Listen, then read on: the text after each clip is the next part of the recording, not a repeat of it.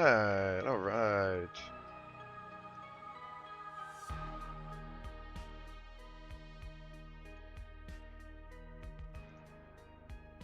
Welcome, everybody.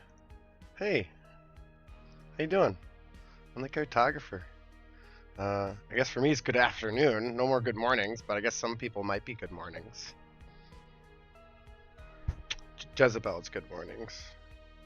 She's prowling for her nap. I literally groomed you yesterday, girl.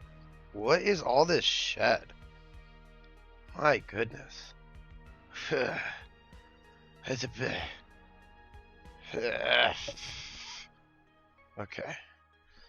We're hanging out. We're chilling. Busy days with the family. You know, Dad's a full-time job these days. But yeah. Hello to Asian and welcome, friends over there on Kick. Oh, you know what? I need to trash this mouse. I need to get this mouse a break. This mouse is weird. Like it'll it'll be fine for a little bit of time, and then it won't be. Oh my god, I'm covered in hair. And when it won't be, it just like randomly decides to stop mousing. It'll just like be lost in oblivion. The mouse is on, it doesn't shut off, but I move left, I move right, and it just doesn't respond. It's almost like it's like gone ghost on me or something. Oh, I'm glad I have enough light today that this hoodie normally, let me see, it's catching some of the green vector, but doing good. We're doing good. All right, let's get some maps up. Let's get the world up.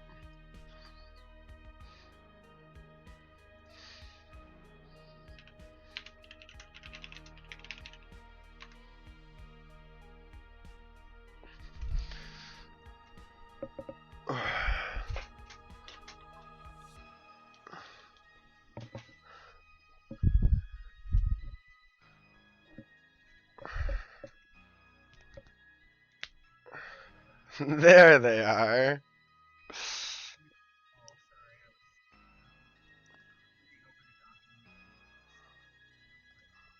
Okay. One moment. It's totally fine. Totally fine. I have the stream together thing set up. Okay, we can do that. We can switch that. Just got some my lurks in the stream here. Oh, you already started streaming. Yeah, I just got my open lobby up. Just saying hi to everybody. Do you want to do like the co-star like we were doing before? Yeah, it doesn't make sense for both of us to stream split views and like have half the views instead. So I'm pretty sure I can just drop you into my OBS if that's the case.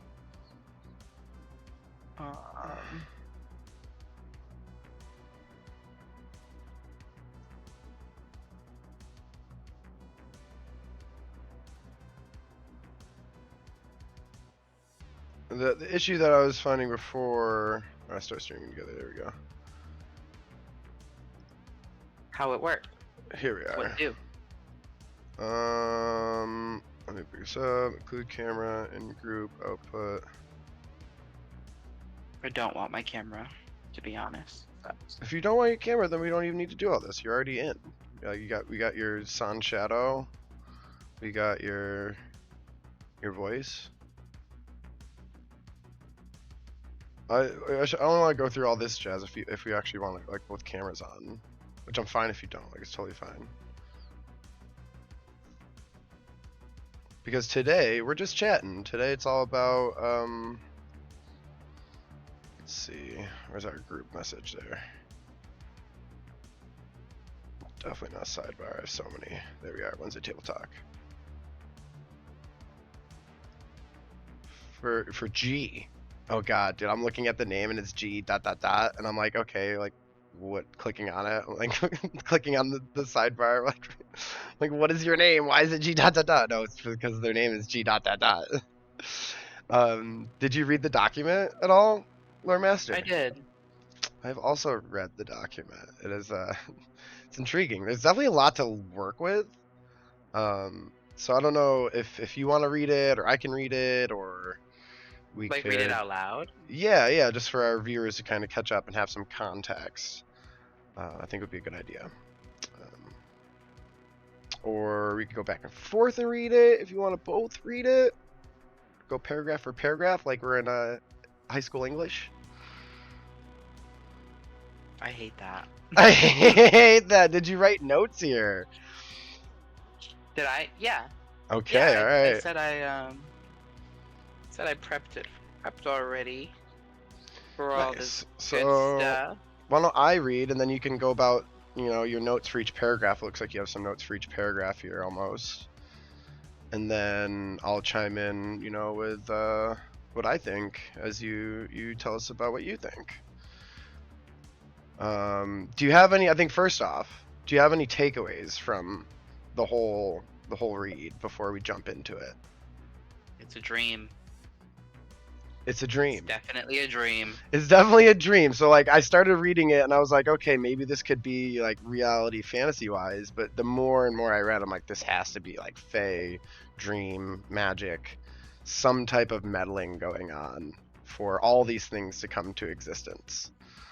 Um, so on that, what I noticed a common thread, I put in the message there, the gold. The gold always seemed to come up, and if we're going to be doing a dream or some type of like big magical, you know, encounter, right? Maybe the gold could be our theme in a sense of like, like the story about the Midas touch and now Mm-hmm. like everything you touch turns to gold and like in the part the little pit spoiler the part of her is like, oh, what, I wonder what happens when I eat the leaf, right? Except So he already knows. except he already knows exactly the stranger. So let's get into it. We'll read it. I'll read the paragraph and then we'll kind of chop it up as we go. um, Here we are. So this was given to us by a friend on the Lore Masters, a fellow Lore Master themselves, had a dream, and it was a vivid one. And it was so vivid they wanted to write it down, and we'll maybe turn it into a one shot or an encounter of sorts. So this is us, trying to help kind of uh, bellow those fires and get the idea off the ground, right? So without further ado, a large celebration was happening with a large group of people in a city. Then we started to hear rumbling in the ground. Suddenly, a titan sized creature that had wings lands on the side of a building and then moves to the ground. Then a crocodile titan smashes through a building that was next to the very first titan. Look, The crocodile titan attacks the flying titan. Everyone runs for their lives, dodging all sorts of building and debris.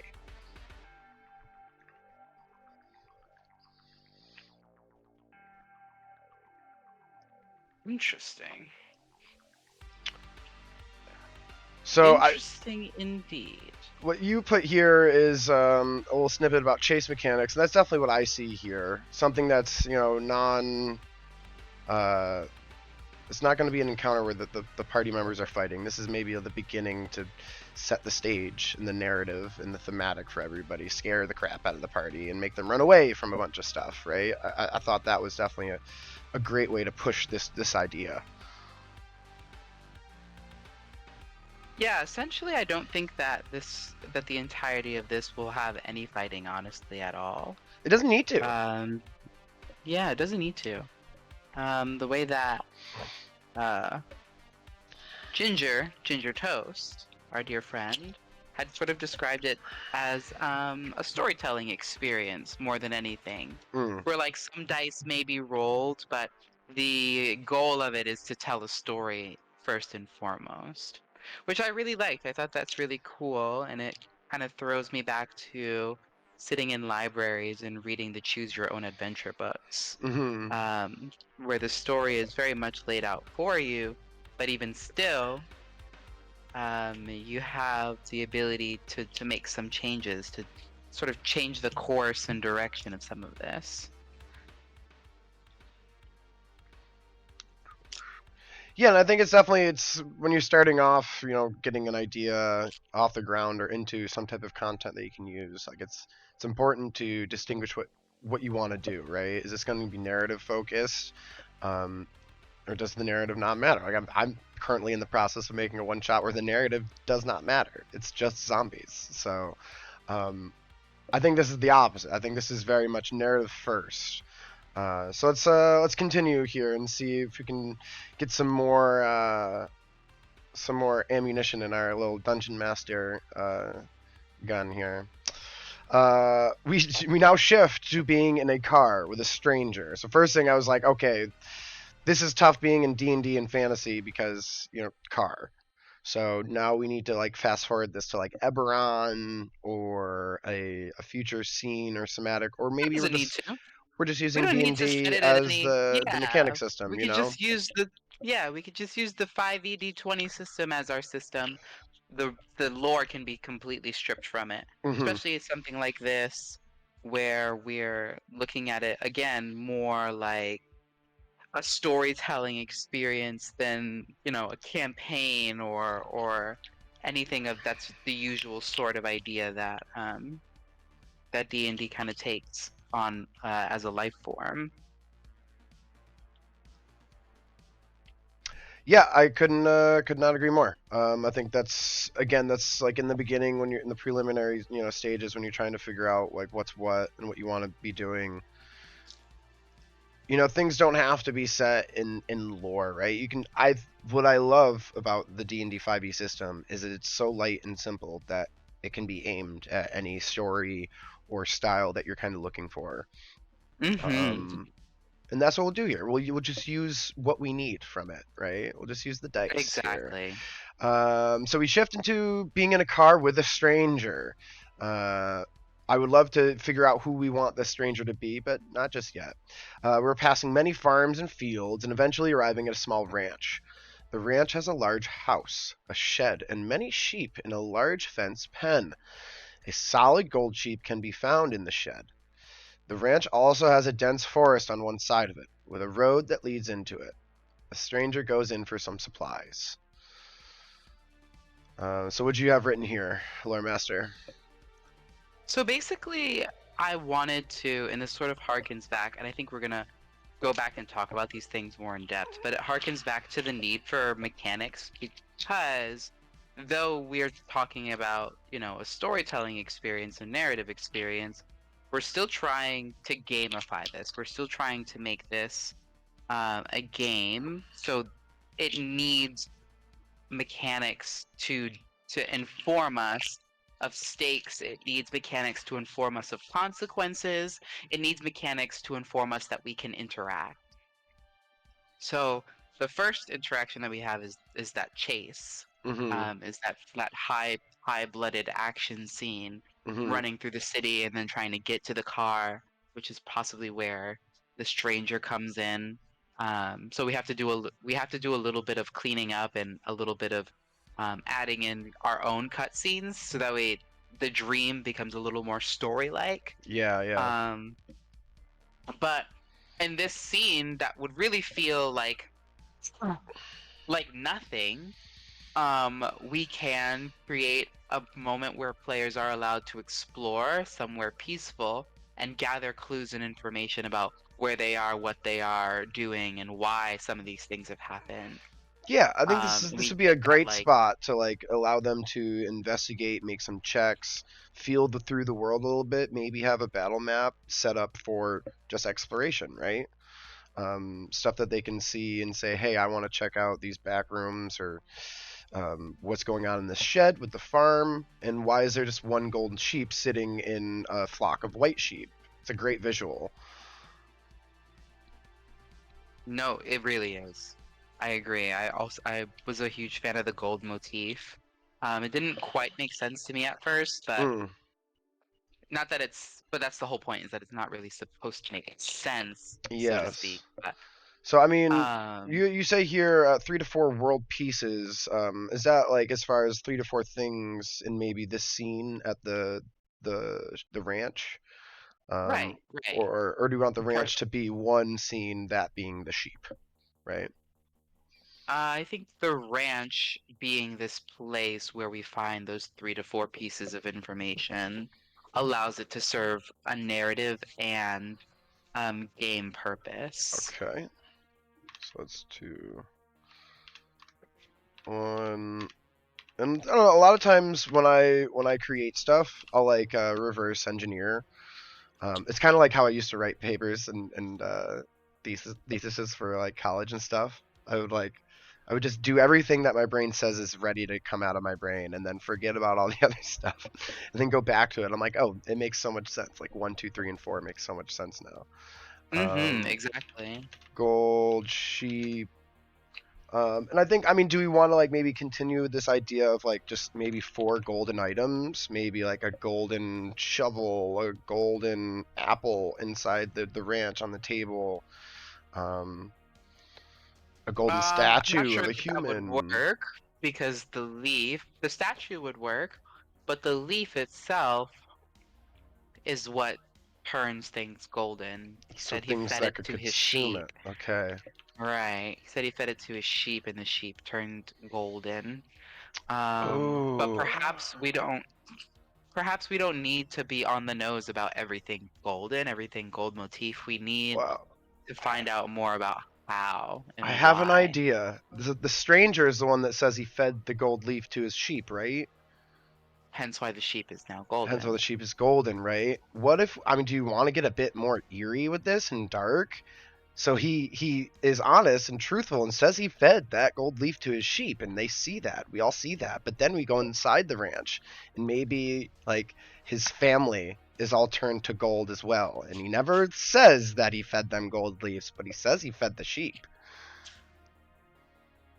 Or is that too? That might be a little on the nose. Possible. I think we start telling a different story then. Yeah, I think it gets it's a a little good dark. idea though. We put it on I the think back it's a good burner. idea. Yeah, I think it's a good idea though. I think we start telling a different story then. Now we're like, now we're bringing in some strange morality to this, where before it was a little forgivable with like a, oh, okay, he didn't know, he was curious, it's a Mm, leaf, he thought mm-hmm. it would be harmless. But when you start feeding it to your family members, then There's a there's little something a little insidious going on. premeditated there, right? Yeah. So Yeah, it's a 2 little totally premeditated. different paths. So okay, let's I think maybe. these pieces should be about uncovering where this strange phenomena of goldness comes from. Okay. And I think we can talk about specifically uh, the world's reaction to these things. Perhaps, you know, the Titans are the reason why there's this almost endless autumn that's facing the world, and that this endless autumn brings these strange leaves, you know? So that's why I kind of hearken to like, what if there's like an old newspaper? Um, what if, uh, what if, that's kind of where I got lost. I was like, an old No, newspaper is that's always a my favorite good thing to idea do. though. I love throwing a newspaper in a place and just like, there's a dusty old newspaper, and you look at the headlines and it No, gives you a yes, maybe glaring headline about a thing. maybe so it's like I see a lot of like the animes that we you might tend to watch, like the world's ending, everything's being flipped upside down, right? Maybe that's happened to this world, and this old newspaper is like when some of those first things started happening, and some it's an important bit of Exactly. information narrative to kind of explain to the players what's going on in this world, why they just drove away from 2 giant monsters freaking godzillaing the city apart, right? um Exactly. so Right, i because i think old newspapers are great. we've kind of dropped them into this world and expected their suspension of disbelief without giving them the tools to do so. So I think this is the moment where we start to give them a little bit of that information. And a Okay. little bit of it, because we still want Yeah. them to be intrigued. But I think this is sort of like where the puzzle might come in, and I love puzzles. I love puzzles, but I Yeah. love Yeah. Yeah. using logic as a way to get the players to think about the story and to uncover parts of the story, because it invests them, and they have a clear stake in what's happening because they've invested their time and their energy and their thought processes into, okay, what am I trying to be told here?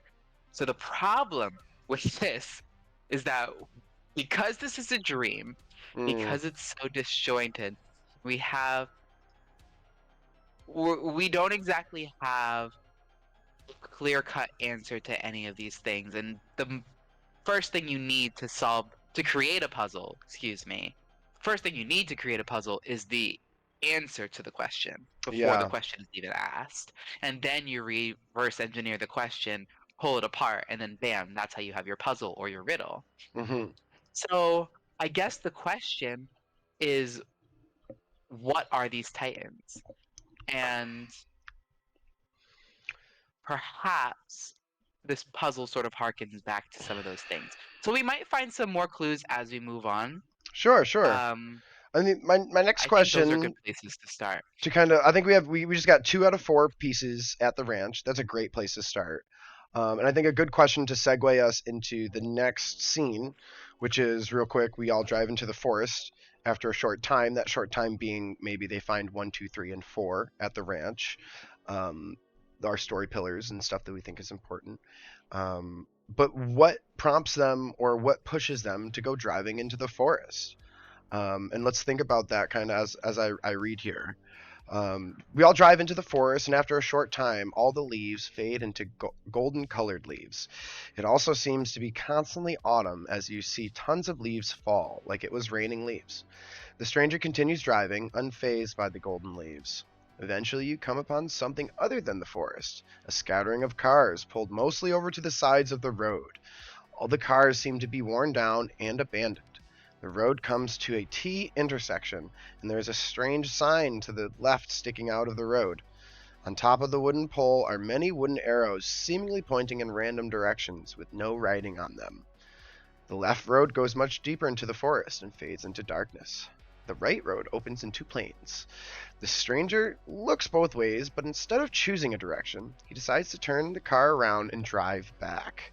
Main character, us, the party, as the stranger starts to drive back inside an abandoned car sitting next to the wooden sign. You think you saw a dog inside looking out of the open window in the back seat. So to summarize that, it's a little choppy. The the stranger decides to turn around, unbeknownst to the party, and we later find that it's because there's a stray dog, or maybe their dog, in a back seat. I think stray dog, maybe just as like the person decides to just rescue a dog out of the kindness of their heart. Um, so yeah, I mean, there's I think I understood it a little differently. sure, sure, please. I think I understood it as they got to the T intersection. The stranger who's driving the car sees the T intersection, sees all the abandoned cars, and basically says, "Nope, we're going back," and starts heading back to the ranch. Okay, On the way heading back to the ranch, the main character thinks that they see in the car in one of these cars a dog.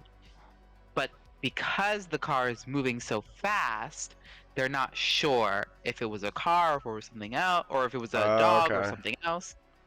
And then they eventually end up going back again for a reason we don't know. And that's the okay. problem with dreams, is that your dream selves have motives that don't reveal themselves until you Mm, get to do the thing. mm-hmm. So like all of this would make sense if we got to see why they were doing this, because they will eventually do the why, but they'll never talk about the why, and you'll never know the why unless you get there. So Um, I have there's definitely a why as I to why they were driving into the woods in the first place. yeah, the why is kind of up in the air, and like my first idea was, just hey, maybe the two beasts that have now finished destroying the city, they've made their way to the ranch, and our time at the ranch is Yeah, up, right? Just to drive the scene makes sense. forward. To However, keep moving everything forward, yeah. that quickly gets a little confusing when they approach these cars that are all abandoned. They're the only people that have been leaving the city, so this isn't one big active evacuation, right, of chaos. Or maybe it is in a sense, but there's so much choppiness in the time. And I almost don't hate it because we have this one spot where as we drive, we see the leaves and then they begin to fall. Perhaps when the leaves begin falling, that is like time progressing in the story, and like almost like Inception, the world warps and moves forward to a time after this evacuation, after these big beasts were chasing you, but they don't exist anymore. And we just take a time gap physically with the players as they drive down this road with the golden leaves. Ooh, okay. I think I have an idea. Okay. So what if the Titans themselves are a product of the forest? Okay. So what Yes. if like certain creatures get turned into gold, and maybe that's why he was curious. Maybe there's like some inkling, some rumor that these titans came from this ever-changing forest, this forest that likes to change, this forest that has your loved ones call out to you. So it's like the forest seems to be the supernatural bit, and it could be the spawning and progenitus of all of these strange phenomenon. And they could Idea. be, yeah, Idea. So if we're trying to find some type of thing to stick this to, right? So a common thread, yeah, a a common thread. So commonality. maybe, like, I'm thinking for the old newspaper, the news could be these leaves started popping up. People started feeding them to animals just per chance, and found that, some animals would grow into these big, strong hybrid animals that helped out with so much stuff, and then some animals just turned to straight gold. And then almost like a new gold rush of human nature to chase towards the riches. But through this massive, feeding of leaves to animals, after so many years, we found a couple animals that grew into giant Godzilla beasts to start destroying and knocking down everything. And maybe it's the forest, you know, playing on human values and morals to reset Mm. the clock. Mm. Give them cake and watch them literally recycle themselves It into truly trees and is a leaves. nature versus man story. Right? Like But that, the gold nature in and stands of out to me itself, so hard, right? yeah. And But especially nature in because and of the idea that like the nature of man versus man, right? nature, and Like then that's really yes, good. yes, and also like That's really the thing good. about gold and leaves is they're almost oxymorons, right? Gold is not a growing plant. It's not natural. It's something that's mined and pulled out of the ground, right? um or something. It's a rock that sits on the ground. So it's Exactly. like the My obsessive need of human nature to acquire this gold, which has no intrinsic value other than the perceived one we've given it. the perceived value, And exactly. the forest producing something that's literally counterintuitive to what it is. It's strong. I don't know. It's interesting. So we need to add here drive scene Exactly. forward, No, I love that. I think that's exactly kind of the that's kind of the idea that kind of drives them all together. coming Um, for the ranch. or perhaps instead of the monsters coming for the ranch, Hmm. what if what if we spawn a little bit of a fight here Okay. with one of these, not a sheep, but maybe a cat, a shed cat or something Okay. that So gets mutated mutated. before Yeah. their very Yeah. Yeah. very eyes. Like Perfect. maybe they Yeah. don't see the leaf being eaten, but all of a sudden they watch this like gigantic titan cat grow. Idea Um, just for like cool story building elements. Maybe they read the newspaper and they read this story, and as this happens, a cat jumps onto the table and begins nibbling on a leaf in front of their very eyes after they read the newspaper. Let's see. Times few years which to. that in and of itself can be a clue. Yeah, we're doing two things there. Narratively, we're telling them with description, and then we're also showing them with visual and like interaction, right? We're giving multiple angles in which our party can perceive what we're trying to tell them.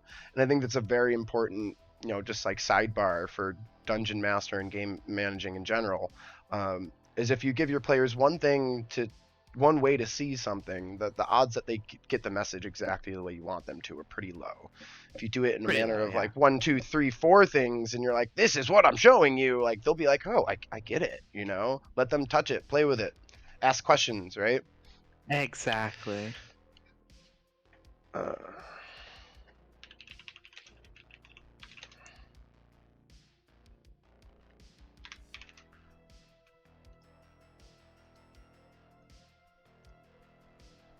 So I don't know if we want to have that just be the third thing, the third scene encounter of the 1, 2, 3, 4. And it also Um, doesn't have to be 4. yeah, I mean maybe that seems like a great little story drop. They get to explore, they get to see the sheep, they finally find a newspaper, and then that leads them into the end of the scene with the cat. Um, maybe do we want the cat to like? Maybe this is a good idea. Maybe they fight the cat, and once they beat the cat, it starts morphing into a giant thing, like something as big as what they saw in the city. And now the players are And like, then they okay, really gotta go, yeah. we the stranger says we run, you know, like um, cat mutation after eating gold Let's do leaf. what actually eats leaves? That's fair. Goats? Goats? Goats definitely eat leaves. They'll eat weed. Phil what? They'll eat weed, dude. I'm not even kidding you. And then They, get higher. oh, you don't even know because goats are always just like on something else. They're jumping off the Hello walls. now. If you know, if you've ever been around goats, dude, they're just like, I have. I've been around baby goats, but I've never been around like adult goats. dude, they're like, they have this weird tick where like they just need to jump on things. Where they're like, oh, this is like a leaping rock. Let me just leap on this rock. Let me leap on this Yeah, bench. and they like it's funny because it always looks like they're diving because they start like their front hooves first. Yeah, yeah, Hold on one second. sure.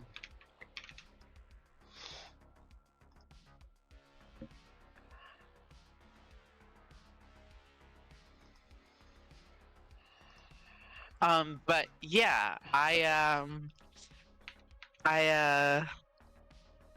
I met baby goats when my chef, when I was in high school, my chef brought some baby goats from her farm. And I got to meet baby goats for the first time. Baby goats are so cute, but they're also menaces. So I think a goat is perfect actually for I this. love it. And maybe like it had escaped from the pen and it's just like in the ranch, just like hopping around, being cute and a menace, right? Everything we just described, and then it eats the leaf.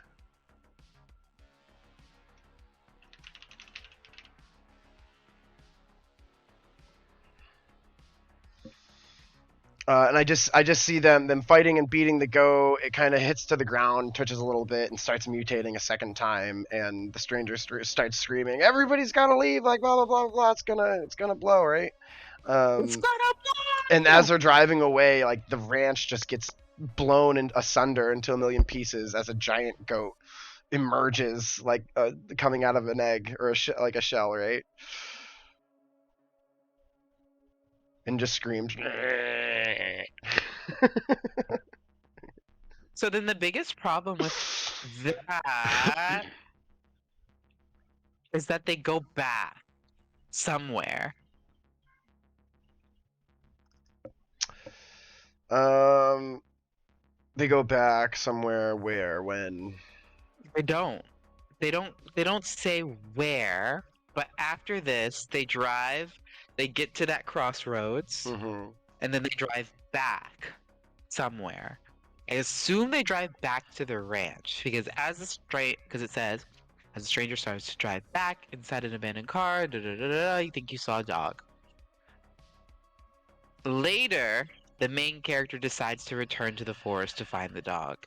Mm-hmm. Where did they go? Which we can say anywhere at this point, because it doesn't really say. So it might be a moot point, but it is something to think about continuity wise. Hmm.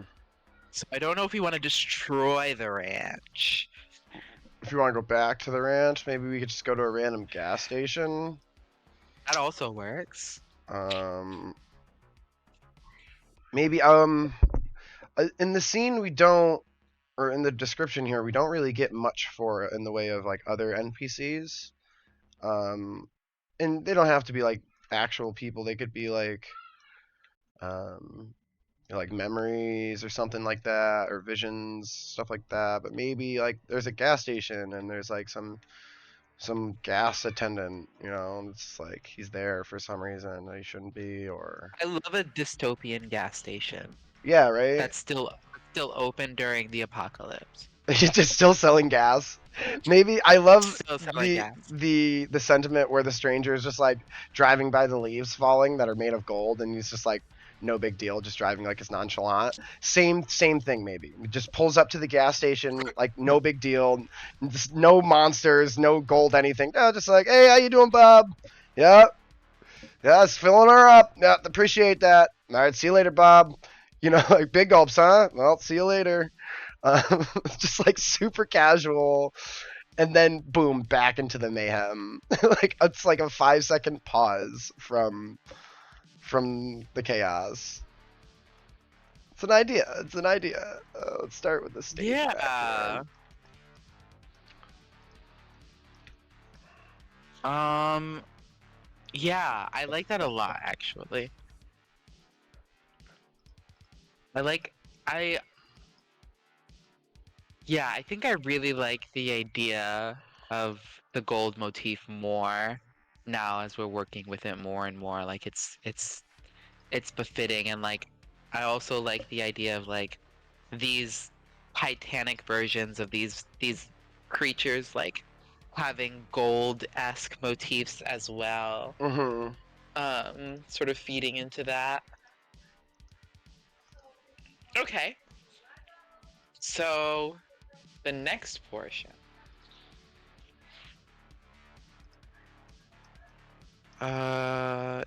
Two. I got my map up here. If you want to take over reading some the other one and Okie pull us dokie. forward to the next scene. So we all drive into the forest after a short time. The leaves fade into golden colored leaves. It also seems to be constantly autumn, as you see tons of leaves fall, like it was raining. The stranger continues to drive, unfazed by the golden leaves. Eventually, you come upon something other than the forest. A scattering of cars, pulled mostly over to the sides of the road. All the cars seem to be worn down and abandoned. The road comes to a T intersection, and there is a strange sign. To the left, sticking out of the road, on top of the wooden pole are many wooden arrows, seemingly pointing in random directions, with no writing on them. The left road goes much deeper into the forest and fades into darkness. The right road opens up into plains. The stranger looks both ways, but instead of choosing a direction, he decides to turn the car around and drive back.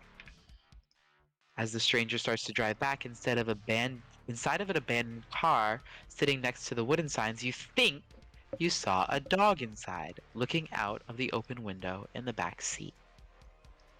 So this is where I called for some interaction, because again, we're trying to gamify this. Mm-hmm. Mm-hmm. So with that interaction, they might be able to use their passive or an active check, see if they can spot the dog beforehand.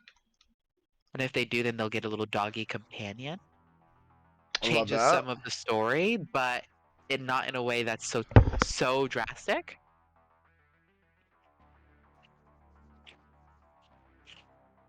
I think it's like as far as like gamifying things, players love that. Players love a companion. They love a scratch. They love you know, Mm-hmm. a little homeboy. And then like giving little bonuses and boons and stuff is one of my favorite things to do as well. Makes people feel like they've earned a reward or something for exploring this abandoned building, or asking the question, to the NPC.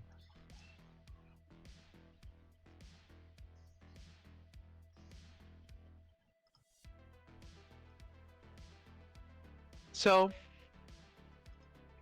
that kind of leads into the next ideas, um, which is kind of harkening back to what I was talking about before, where I mentioned that like some of my favorite things to read the in the library as a kid were these choose your own adventure books. Hmm. So this changes the adventure slightly in the end, where if they are able to spot the dog, then they would return to the forest in this last section for a different reason. So if they decide to return to the forest to find the dog, obviously it means that they had not yet been able to spot it. They think it's there, but it's just been racking their brain. Yeah. But what happens if they did find the dog? What happens if they took that dog home with them or to the gas station or to wherever it is that we're deciding? Okay. Uh, Essentially, I kind of did the lassie tries to show them something, runs away, etc., are all reasons that it could essentially pull them back to that Yeah. T intersection. Um, and uh, I think, yeah, I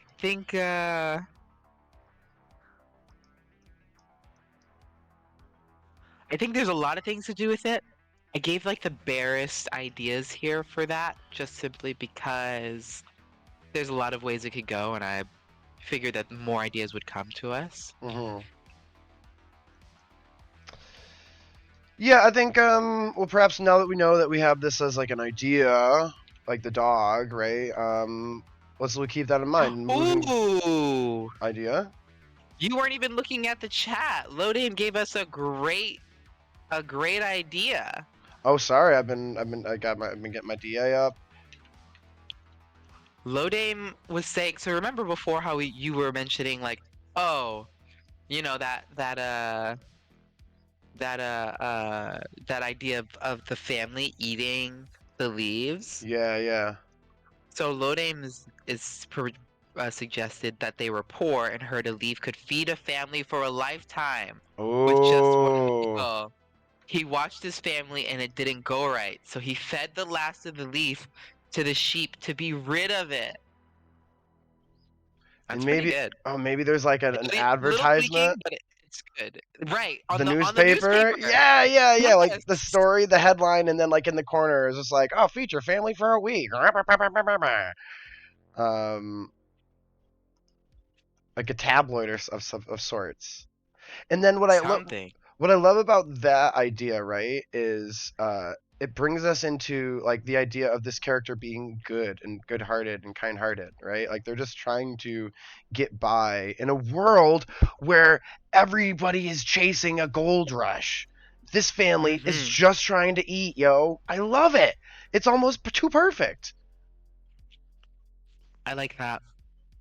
I And like like that a lot. and then you just as you're with the stranger, you continue to see, them just being a good person, saving the dog. Let me just keep. I don't know. That's all I got. We keep that in Oh well. mind for now. Yeah, I agree. I think the idea essentially is that the uh the idea essentially is that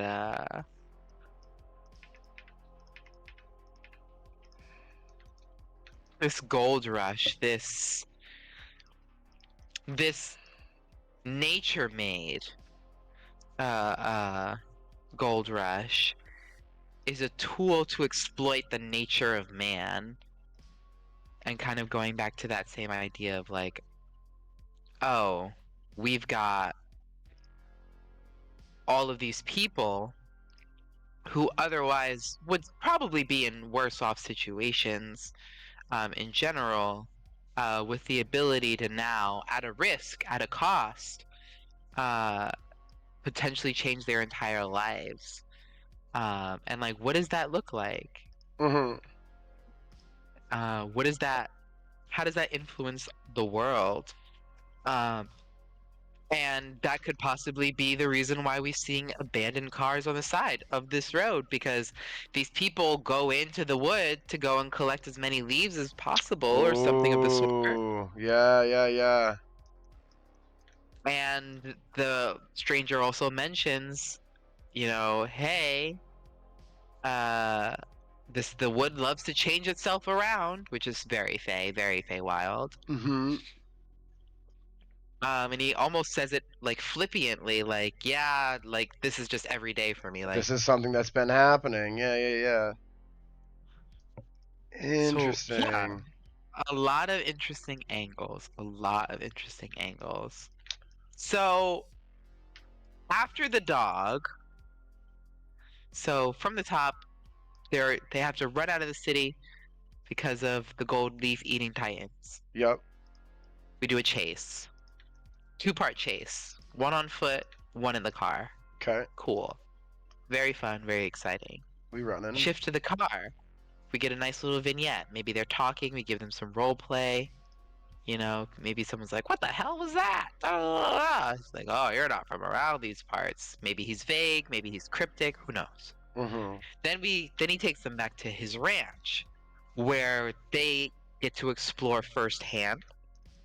They get to see what's going on. They might be offered lodging, but all of that gets kind of thrown to the wayside after they've collected their clues and they find out firsthand what happens when someone eats one of these leaves. They watch it happen, Yeah. and they watch the goat, and Insert now go. insert mutated goat. Perhaps there's like a little battle.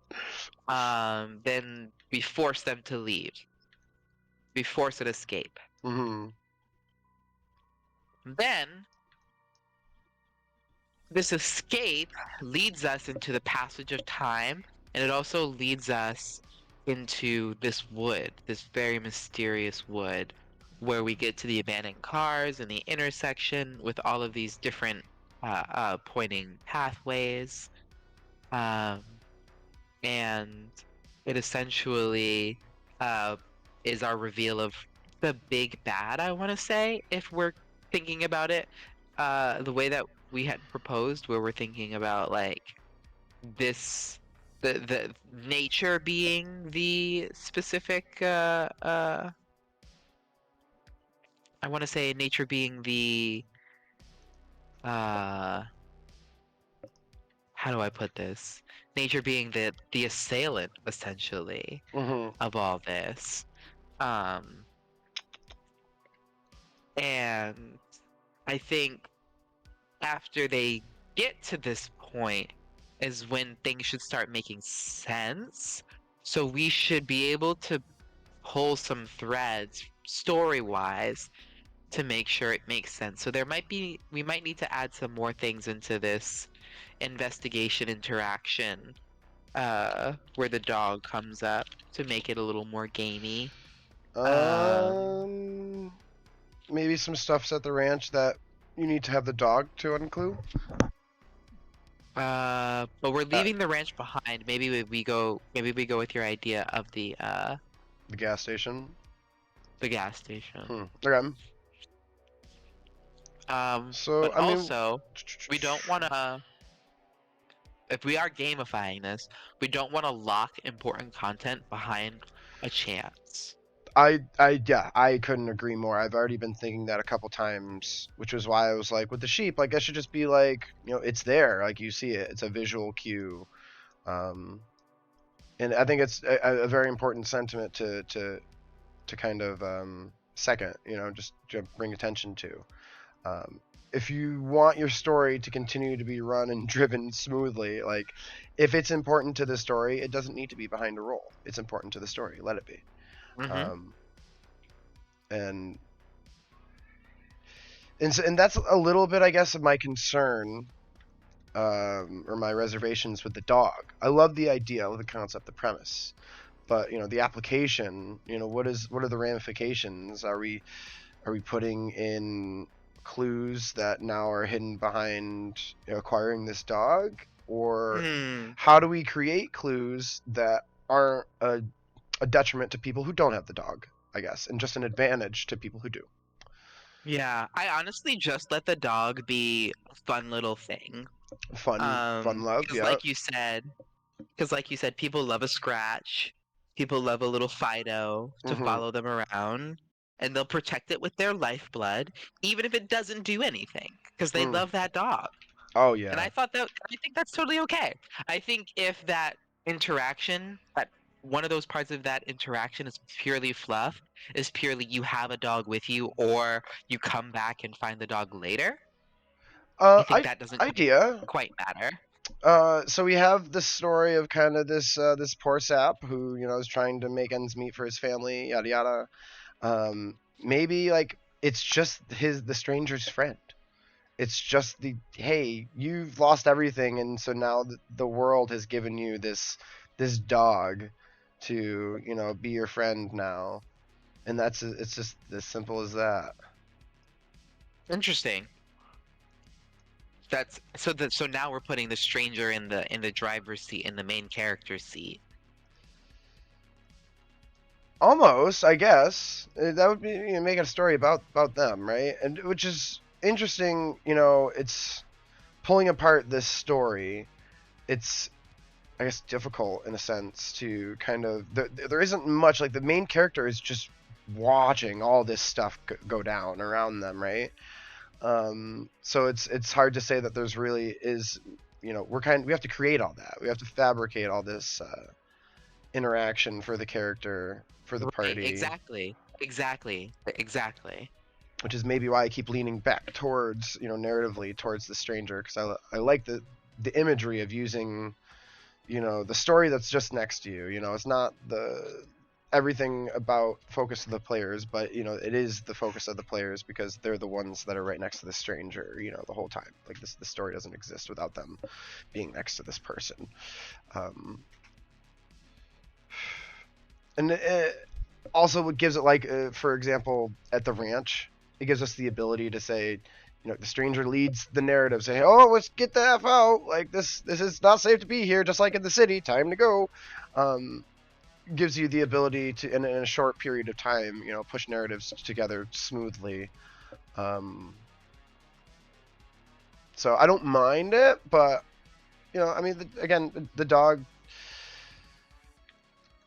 I guess we'll just see how it fits in as we progress maybe. Mm-hmm. Yeah, we have like two, two, four more passages left. Yeah. Um, but they're mostly the same. So again, we arrive at the crossroads for the first time. The stranger kind of looks towards it and thinks better not, and decides to go back. So maybe this is when we go back to the gas station, Okay. and that's when the dog is the first time spotted as they're leaving. And later, the main character decides to return to the forest to find the dog. This is where I said if they didn't find them before, uh, they return. Uh, if they did find them before, excuse me, they return because the dog runs away or tries to show them something or tries to warn them of something. Which is a good like Fido Lassie moment. You're like, Hmm. "What is it, girl? What are you trying to tell us?" It will also give a reason as to why they are traveling on foot. Because perhaps they immediately ran after the dog. Um, Okay. and Get them off the car. uh, right, get them out of the car. Yep. And it also allows for more introspection as they're moving through the wood. It allows us to show them more of what the wood does. of what it's like to be in these strange woods. Mm-hmm. And then we get to this cliff. So, Yeah. strangely, you Literally. s- literally, strangely, you start to hear whispers coming from your right. It distracts you enough to cause you to miss a step and slip off the road. A member of your group grabs you. As your legs are now hanging off a small cliff that leads into a darker part of the forest, the whispers get louder, almost calling for you, but in a strangely creepy way. They pull you up. Telling everyone you heard whispers, the stranger speaks up. I believe those are the sounds of your loved ones, calling you to join them. Why does he know this? Why does he know about your loved ones calling you from the afterlife? He says, I've fallen a few times in that part of the forest. It's as if you're in heaven. I've returned back to my ranch every time I choose to leave, but it comes with a cost. A cost? He does not say what the cost is. This is Mm. the part that I was the most excited about, but I literally couldn't figure out any ideas. But we have a bunch of ideas now, which the cost we already know. So like part of the cost could be, those family members that he had. Part of the cost could be his own life. Part of the cost could be his memory. Part of the cost could be it could be a lot of things. It could be so many things. Um, but it again harkens to this forest being this w- very enigmatic and world changing and world sculpting uh, uh, arena where literally anything's possible. You Mm. have the voices of the dead and you have, X, Y, and Z going on. It's all very much a wonderland. Yeah, yeah, there's it's eerie in a sense, in a certain regard, almost. So the problem is, how do we interact with this?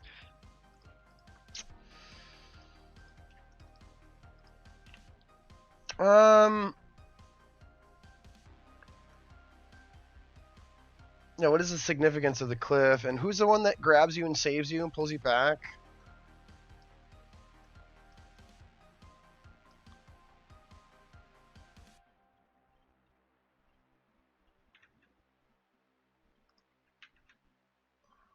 I shall check. I shall check. Let's see here. I'll find this. Looks like we're gonna go for a little ad break here, quick.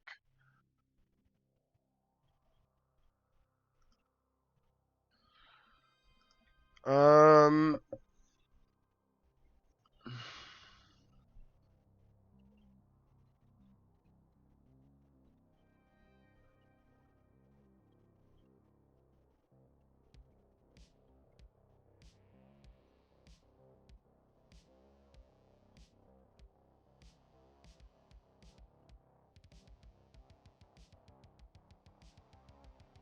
Oh, I got it. I totally got it.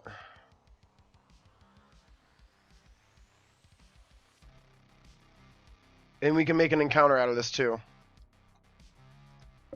When you're back.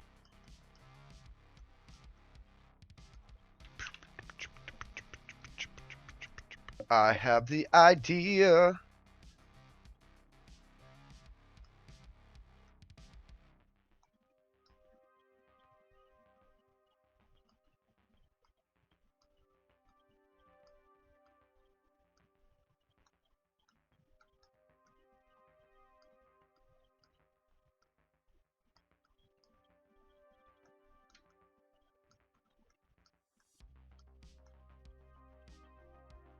Ooh, what I don't like about it is that.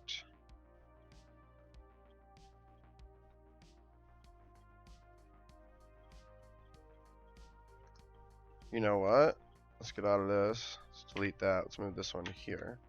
And watch what we do. Getting fancy with it. Getting fancy now. Fancy with it now. Chairs, chairs. Nice chairs.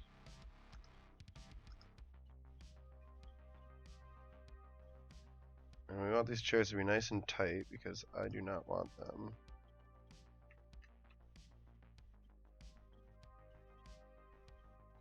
taking up too much space. Might even move that one in. So we do those ones slantways, horizontal, and do these ones vertical. And it's okay if they're a little imperfect here, as always. No big deal.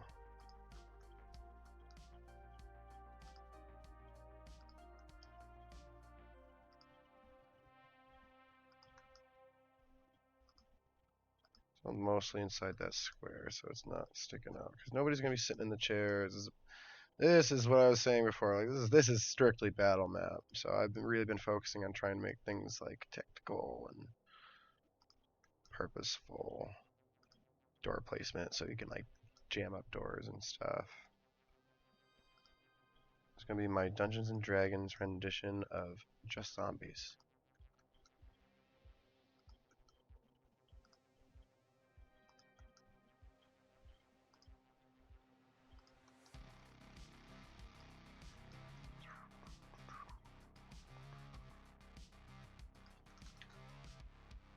There we are, the chairs are in, baby!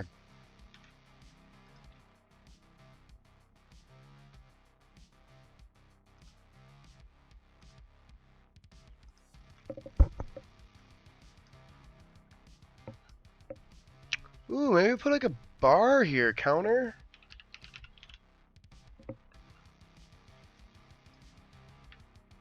Whenever I have the option to, I use the nice counter. It's the butcher's counter, but I think it looks nice because it has darker hues. And normally darker hues are like more expensive woods.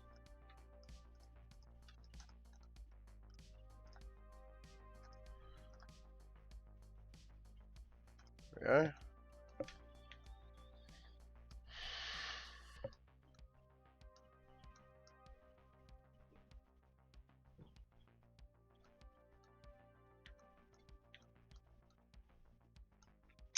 Question. Put a door in here that just doesn't open, I think.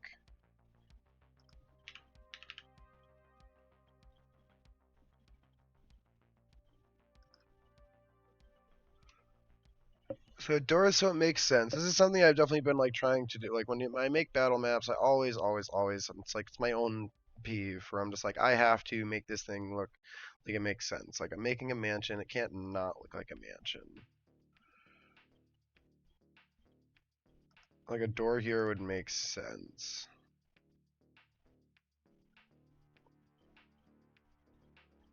Cause that's how you get in. That's how you get back there. Check our beat worn tile.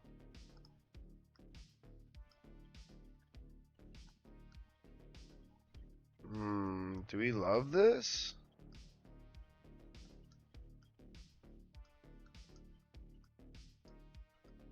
I think I love this. It looks good. I got red, blue. Is there purple?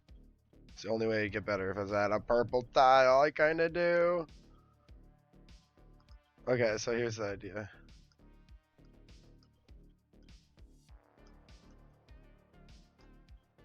And then we take this, we throw it in this black and white hall.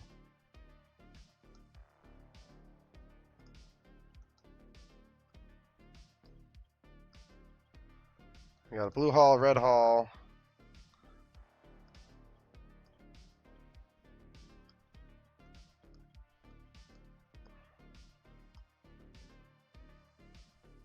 Nope, doesn't look good.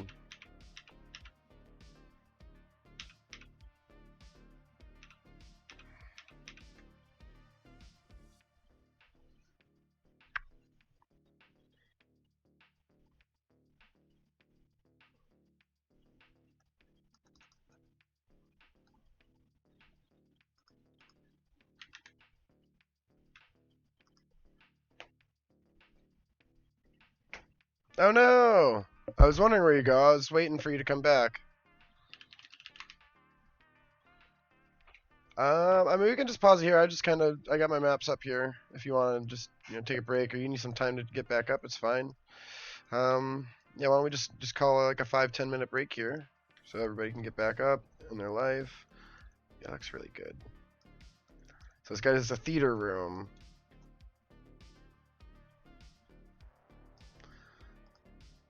It's gonna be like a theater, like I see this place as like, and it could be on Strahd's mansion, but I see this place very much as like a guest house, but a guest mansion, but it's like a theater, a troops mansion where like if you're having guests or people over, you might entertain them with theater. So you have an entire mansion that's dedicated to housing the troops and the carnies that come in, and then of course, a stage for them to perform.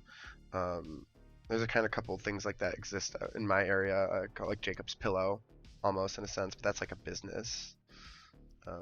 So in this case, this would be like more like somebody who's like really wealthy and affluent. I'm gonna throw the office up, and is Santron back? Can you hear me now? Yeah, I hear. I can't get into Discord on my computer for some reason. Huh. Well,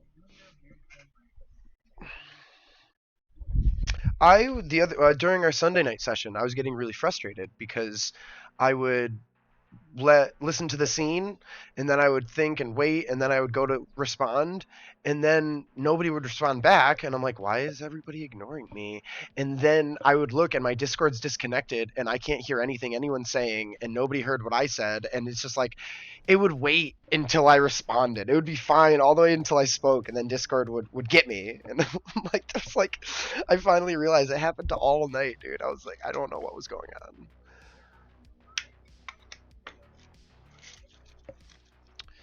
It was like the internet connection kept dropping for some reason, but everything else was fine. Like I was playing music fine. Had my Foundry up fine. And like also like I updated Discord too, so like it wasn't like not updated. Weird. So I had a really good idea. That kind of was with the cliffs, the cliffs there. So let's just make it into another encounter. Let's make it into an encounter, and this is where the dog can help. The dog would maybe nip and or bark and warn you about the dangers of this cliff. But kind of like if you ever watched Greek lore, like the Hercules story, and like Hades and the sea river Styx, and like the dead ghosts in the river. Maybe it's all the human souls that died from chasing the greed, crying out to the party to be wary. Like, don't do what we did. We messed up.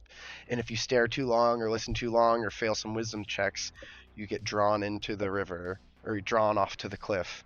The dog would give you maybe advantage by barking, and then it's not a do or die situation. Your party can then maybe attempt to save you and pull you out with some more checks.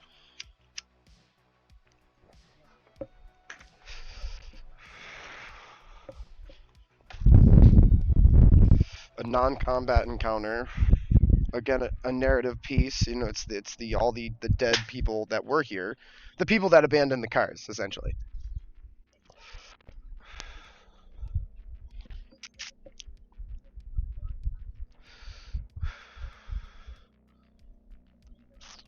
And so again, like multiple angles, right? We showed the abandoned cars. We had the stranger, say, "Oh, we used to come up here like no big deal all the time. Everyone did this," and then we have the souls of all those people that did do that screaming back at you, like, "Don't go to the forest. It's a lie. Don't believe what they say. All that glitters isn't gold. Like all stuff like that."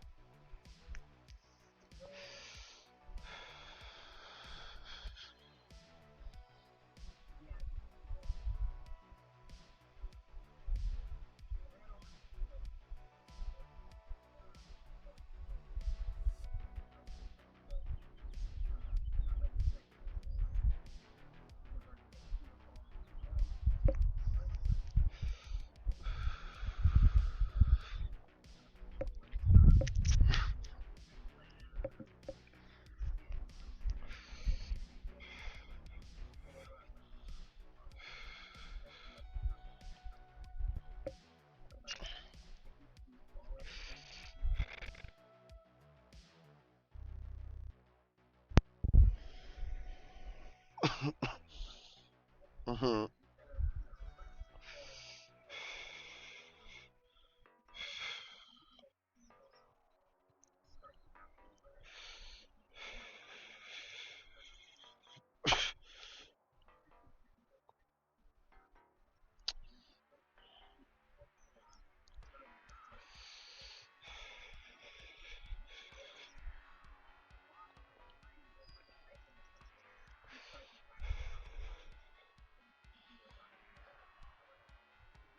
Like the dream resets. What is that? Like butterfly effect? Whatever. Or they like you have to keep reliving the dream until you live it right. What is that? There's something. Yeah, there's a couple narrative. Yeah, maybe.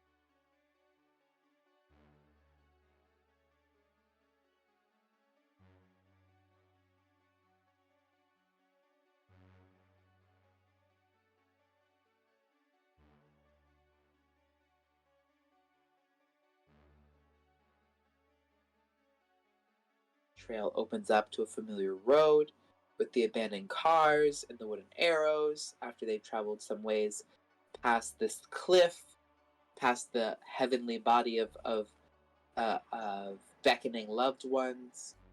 Um, and that's when, if you didn't already get the dog, you will find the dog. And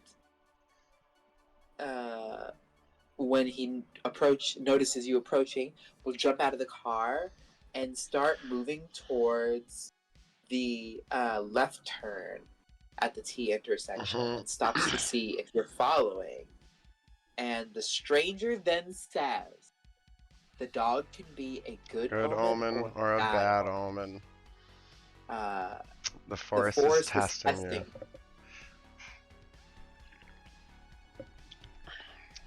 So It's so powerful. good. Yeah, it's so It's so good. it's So so it's so like, nature versus man.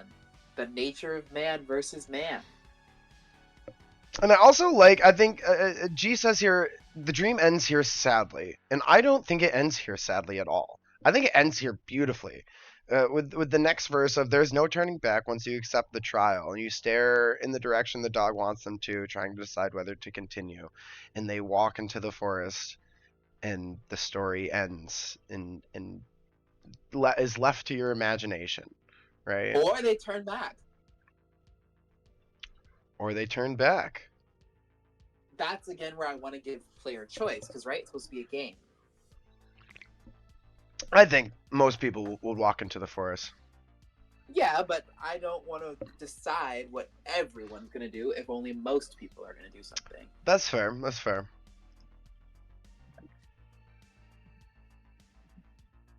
If I had the opportunity, I would go to the plains on the right side. Because what's over there? Whole lot of open Open driving. You ever driven the Midwest? Drove in the Midwest? Drove in the Midwest. There's just nothing but green, corn as far as the eye can see. So I had pulled up some references before that I was gonna share, but we changed the format of how we were gonna, or it just doesn't work with the format of how we're doing this now. So I'll just talk about them instead.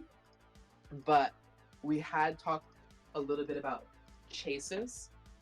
Mm-hmm. I have to remember that my iPad is my microphone now. Mm. You're coming up fine. That we talked a little bit about chases, which there's some great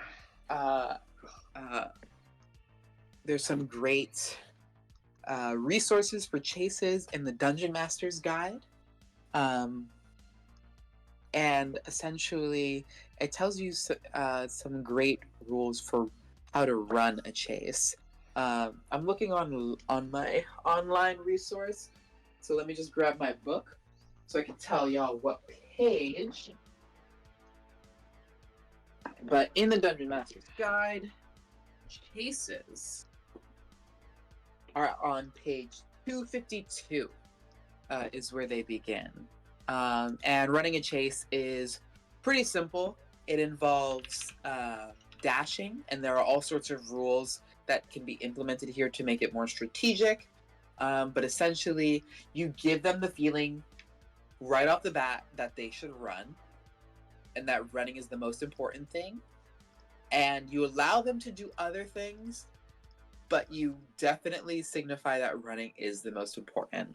So I had pictured an on foot running scene first to give each of the party members autonomy, and then allowing them to get into a vehicle where now they can do more fun, interesting things that they might be able to do personally to help each other.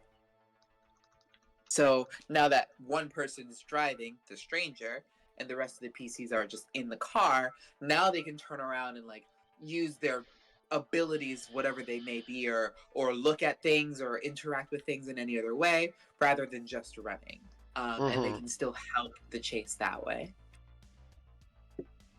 In the next section, we are talking about puzzles and investigating and uncovering clues.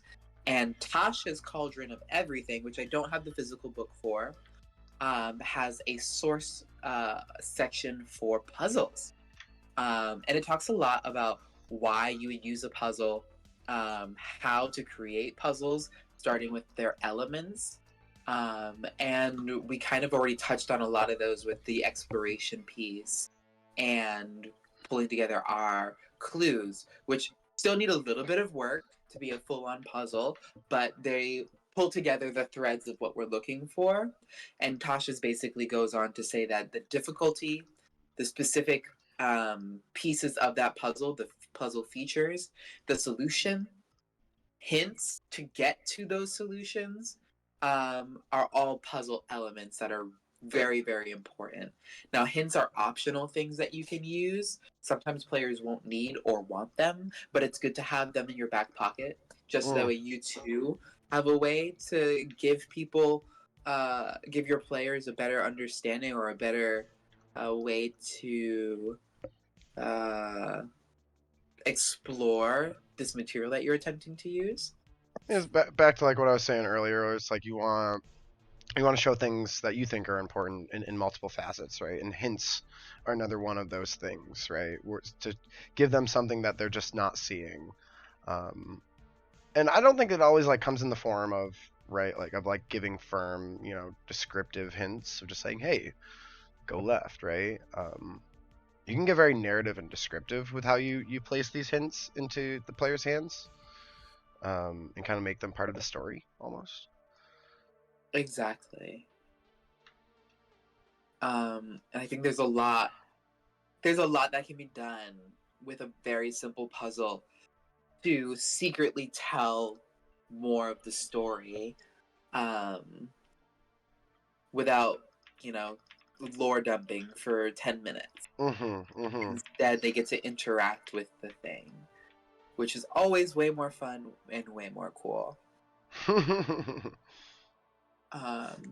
So Then, after our chase, after our little puzzle where we're finding some things out at the ranch, we have some pretty simple interaction, which I wanted to beef up in a way uh, surrounding the dog. So maybe this is where we can look at wilderness survival and those types of uh, uh, occurrences that happen in a regular game. So wilderness survival is another thing that you can find in the Dungeon Master's Guide, which is on page.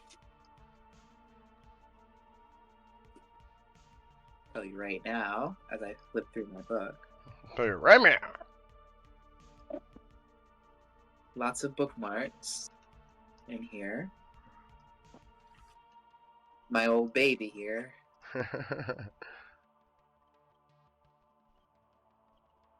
Here we go.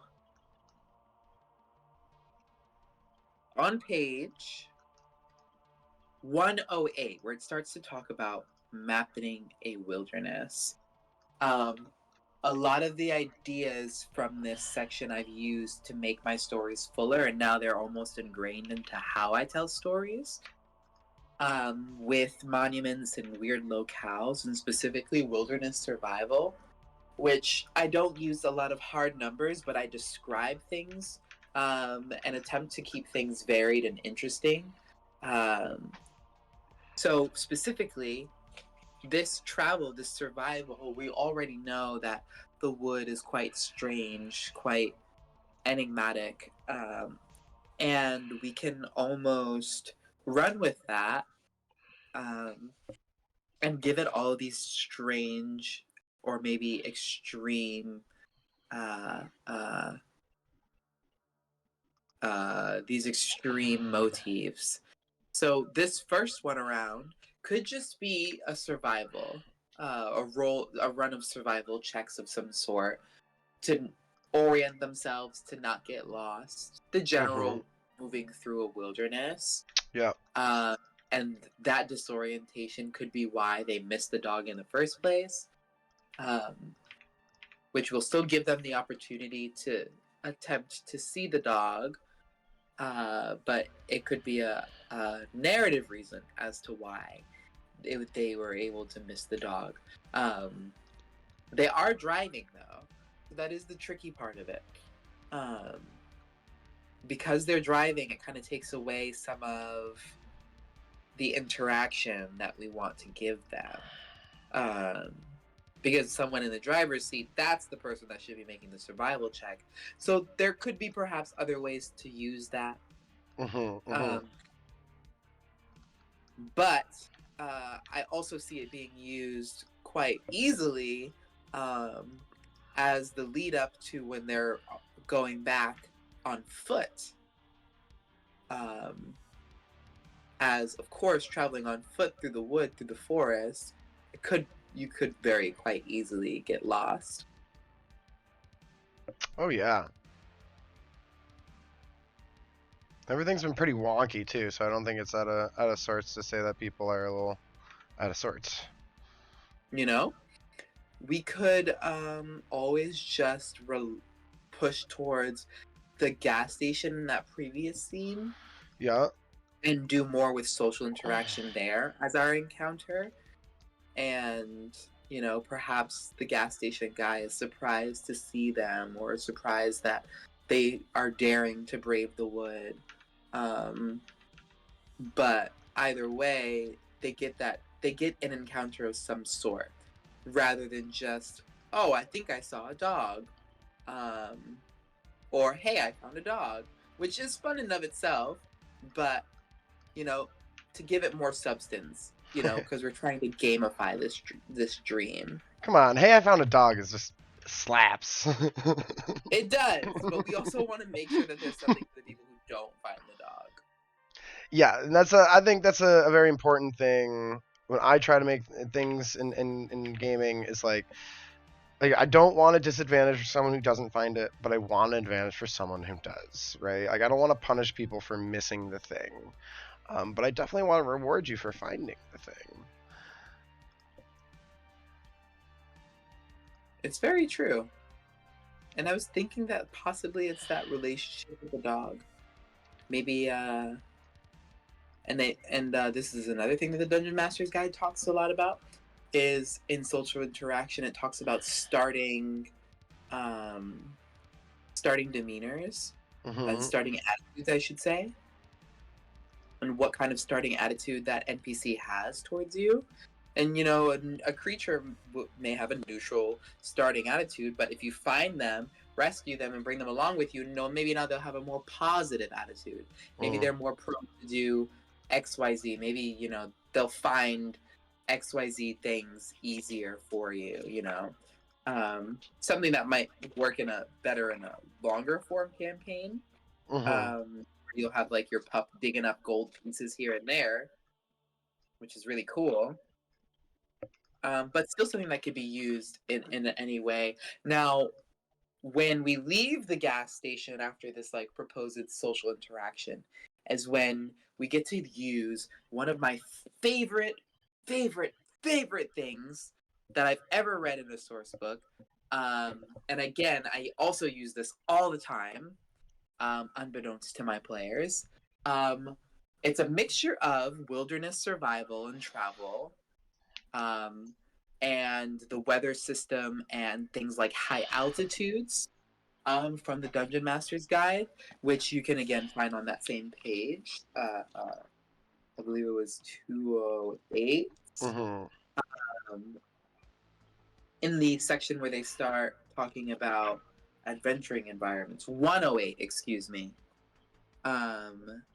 They talk about extreme cold, extreme heat. They talk about high altitude. They talk about wilderness hazards like desecrated ground. All of these really cool things. But Tasha's amped it up. Tasha's took that and flipped it on its head and said, let's do you one better. And they created supernatural regions, which are so dope. They add a lot of really fun, really cool flavor to something like a mystical, strange forest. And it's actually really easy to create a supernatural region of your own. The way that it's set up is you essentially create a world or create a situation or so for instance, let's say the forest is using the psychic resonance supernatural effects table, supernatural regions, excuse me. This table is a D100 with about, I want to say 25 or so, maybe a little less than that, effects.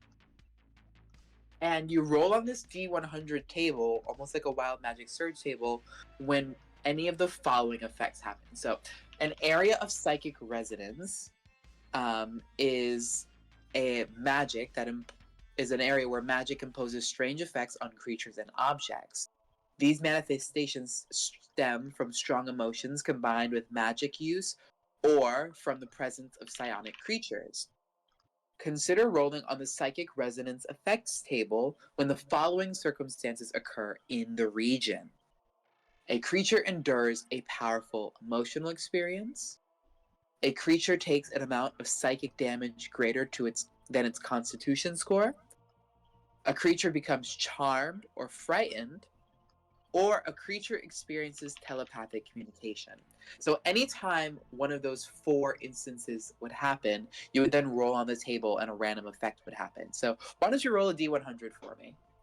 Love to. As perhaps, you know, the strange whispering that they're hearing from this cliff, that is psychic and telepathic communication. I don't want to find my dice, so I'm just going to do it on Beyond. I'll have Gloombringer roll it. Good old Gloom. Always watching, always growing. It's probably huge at this point. 50. 50. For 1 hour, each creature in the region gains the ability to communicate telepathically. And any creature it can see within 60 feet will also understand any languages, and it can respond telepathically. So now you've got the dog, if you've got it with you, talking to you. Now, what does the dog have to say?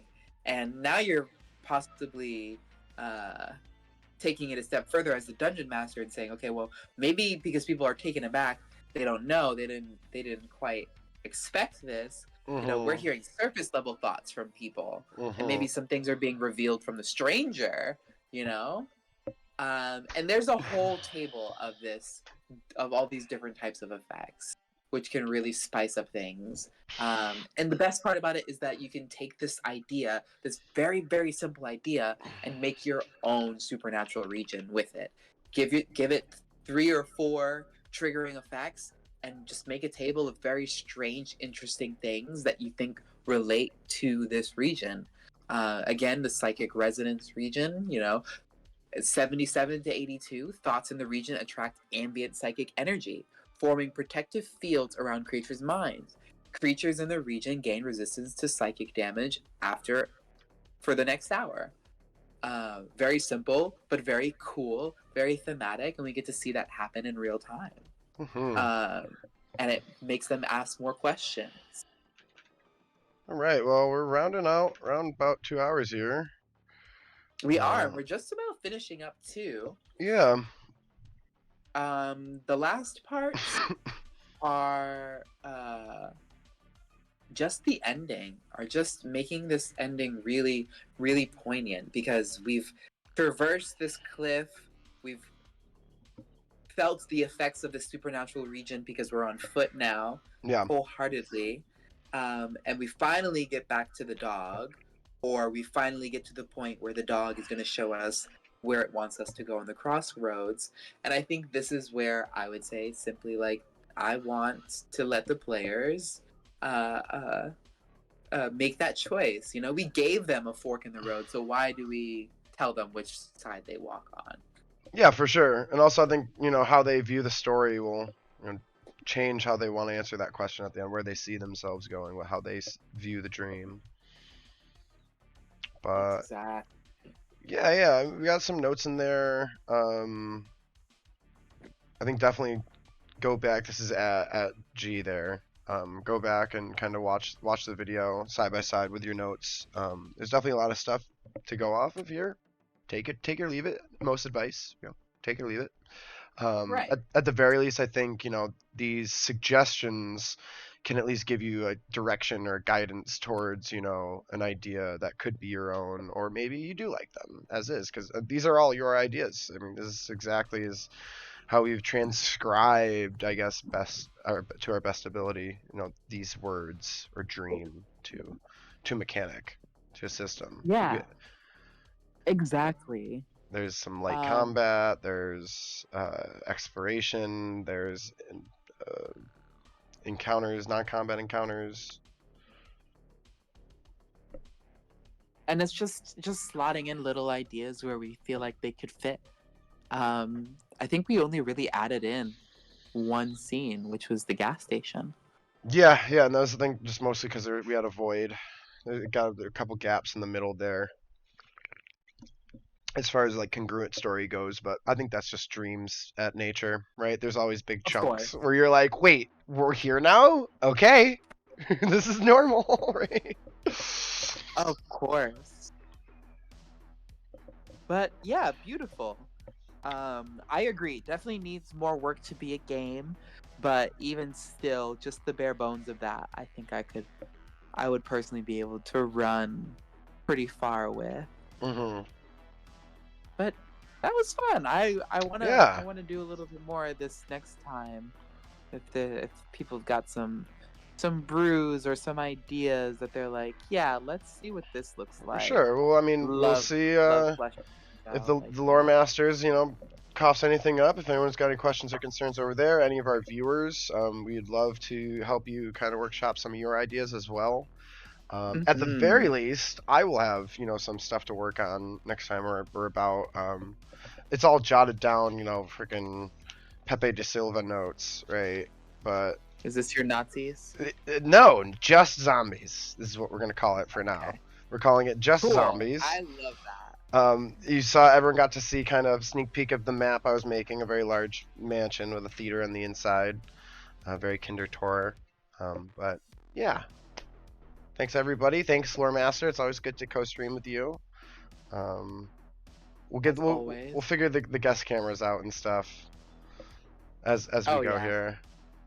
So, I just wanted to show some book resources, but we'll figure that out next time. sure. Catch me tonight, y'all. You'll see me in the world of darkness, but for now, I will say goodnight. Peace. What is it? Today's Wednesday. Tomorrow night we have our Vampire the Masquerade stream, 7 p.m. So we'll see you there. Bye, everybody. Take care.